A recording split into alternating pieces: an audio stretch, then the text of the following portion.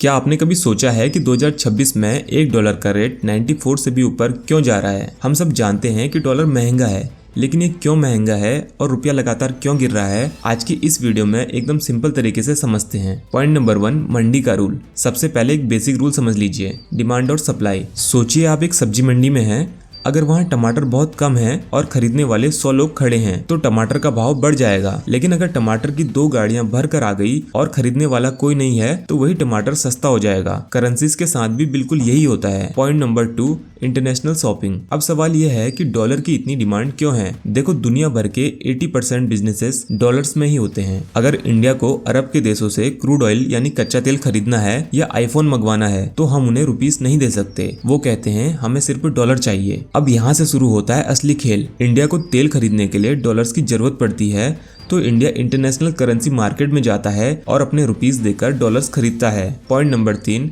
रुपया क्यों गिरता है? अब ध्यान से सुनिए, जब हम लगातार डॉलर्स खरीदते हैं तो मार्केट में डॉलर की डिमांड बढ़ जाती है। जैसे मंडी में टमाटर की डिमांड थी, इससे डॉलर महंगा हो जाता है। दूसरी तरफ हम डॉलर्स लेने के लिए मार्केट में बहुत सारे रुपीस सप्लाई कर रहे हैं। मार्केट में रुपीस की क्वांटिटी बहुत ज्यादा हो जाती है। रूल सिंपल है, जिस चीज की सप्लाई मार्केट में जरूरत से ज्यादा हो जाए उसकी वैल्यू गिर जाती है। इसलिए $1 के बदले हमें पहले से कई ज्यादा रुपये देने पड़ते हैं। पॉइंट नंबर 4, डॉलर का प्राइस क्यों बढ़ रहा है? इसके 2 बड़े कारण हैं। पहला, इन्फ्लेशन यानी महंगाई। इंडिया में चीजें तेजी से महंगी होती हैं एज कम्पेयर टू अमेरिका। जब हमारी परचेसिंग पावर कम होती है तो हमारी करेंसी की वैल्यू भी कम हो जाती है। दूसरा, सेफ करेंसी। जब भी दुनिया में कहीं वॉर होती है या कोई टेंशन आती है तो बड़े बड़े इन्वेस्टर्स अपना पैसा सेफ रखने के लिए डॉलर्स खरीदने लगते हैं। इससे डॉलर की डिमांड और बढ़ जाती है। जैसे अभी करंट में ईरान वॉर की वजह से डॉलर का प्राइस बढ़ रहा है। कंक्लूजन, तो सिंपल बात यह है कि जब तक हम बाहर से सामान ज़्यादा मंगवाएंगे यानी इंपोर्ट ज़्यादा करेंगे और अपना सामान बाहर कम बेचेंगे,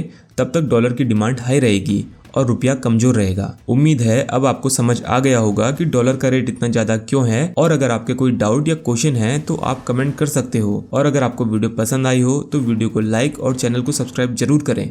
धन्यवाद।